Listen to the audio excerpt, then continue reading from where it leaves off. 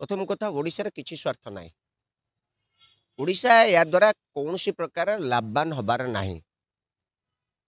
प्रथम थर करिके गोटे शिशु सरकार जे आलू पियाजर दरदाम को कंट्रोल करि पारु नाही। हठात किना केंद्र सरकार ओडिशा को काहेकि बाछिले? ओडिशार स्थिति केंद्र सरकार भल भाबरे जानिथिले। ओडिशार बर्तन जो ऋण भार बहुत बढ़ी चलछि।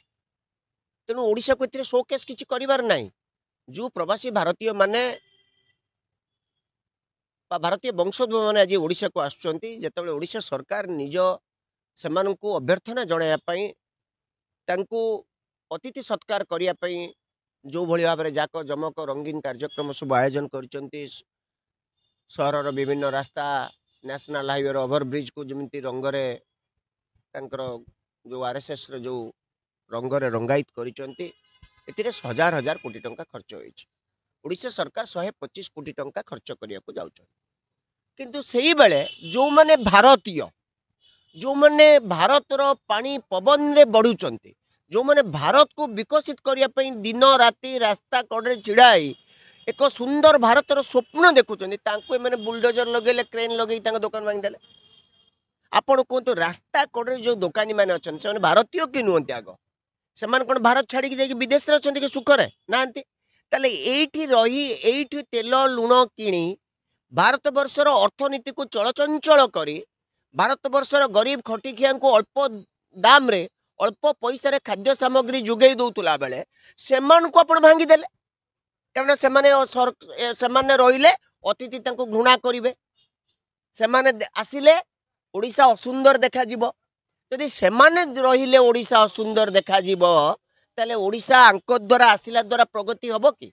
एमाने ओडिशा को आसिला पर ओडिशा कोन पाइबो कौ आकार कौन पाइब से एजेंडाटा सरकार कहते कि जे से माने आसिले एतिकी कोटी टंका इन्वेस्टमेंट करेंगे यही क्षेत्र में इन्वेस्टमेंट करेंगे एक तो किसी ना। बारंबार ये 18तम प्रवासी भारतीय दिवस आपण जहाँ उद्देश्य प्रवासी भारतीय दिवस अटल बिहारी वाजपेयी करते महात्मा गांधी को सम्मान जनाया से समय परिस्थिति भिन्न थिला। भारत वर्षर मुद्रा भंडार शून्य हो जाइतिला। सुना बंधक रखी ऋण अणा जाइतिला।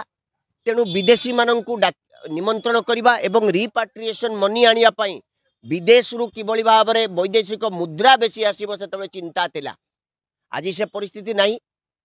किंतु जहांको उद्देश्य रे प्रवासी भारतीय दिवस महात्मा गांधी को भारतीय जनता पार्टी विशेषकर आरएसएस अत्यंत घृणा करे। आज मध्य गांधी को आइडियोलॉजी को एमाने ग्रहण करती नहीं। एमाने प्रश्न एबे पचारुचंती गांधी को जातिर पितार आख्या किए देला ता भूल। भारतीय जनता पार्टी समस्त प्रवक्ता माने कहती नेता मंत्री कहती खुद मोहन माझी मध्य कहती एवं प्रधानमंत्री मध्य कहती। ये प्रथम कथा। द्वितीय कथाटी गांधी को फोटो को रखी गुली मारती एमाने आपण जानिचंती। एमाने नाथुराम गडसे को पूजा करती। तेणु एमाने प्रवासी भारतीय दिवस गांधी आगमन दिवस को पालन करवाटा केते दूर ठीक